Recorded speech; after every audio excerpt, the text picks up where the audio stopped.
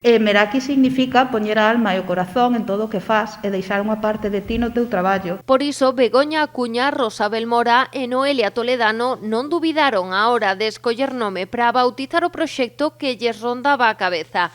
Agora, Espazo Meraki é unha realidade na Rúa Castelao de Pontevedra, unha aposta pola cultura e a formación. Isto non ten subvención, nin apoio gubernamental, nin nada. Isto é a tolería de 3 mulleres de distintas xeracións que ímonos juntar para facer posible como unha especie como de experimento cultural e artístico. Ofrecerán obradoiros para adultos de todas as idades en diferentes disciplinas. A maioría serán de 16 horas durante as fins de semana. O primeiro será de danza con Miquel Aristegui os días 15 e 16. O 22 e o 23 será quenda da voz con María Costas. Tamén en maio, o venres 28, celebrarán un obradoiro de dramaturxia a cargo de Julio Fernández, desta volta de 8 horas. Espazo Meraki é para facer e para crear. Punto. Sen idade, sen corpos, sen medidas e sen nada. A idea é combinar estes obradoiros de pago con actividades mensuais gratuitas e abertas ao público. En maio será o venres día 28 coa presentación do libro Dramaturga. En xuño será o 11 cun recital de Débora Vukusic.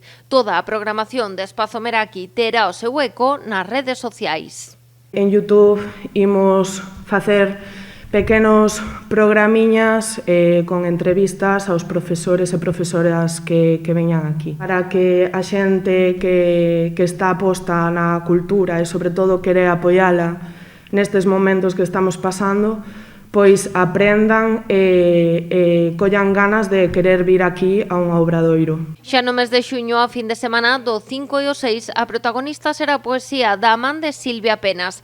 Camilo Franco impartirá un obradoiro de literatura os días 12 e 13 e Pato Zopilote dirixirá sesións do 19 e o 20 dedicadas ao guión. Esta primeira quenda de obradoiros pecha os días 26 e 27 co cinema, con Carlos Villarino. As inscricións para todas as clases xa están abertas e poden facerse no mail espazomeraki@gmail.com. As prazas son limitadas para garantir o cumprimento das medidas anti-COVID.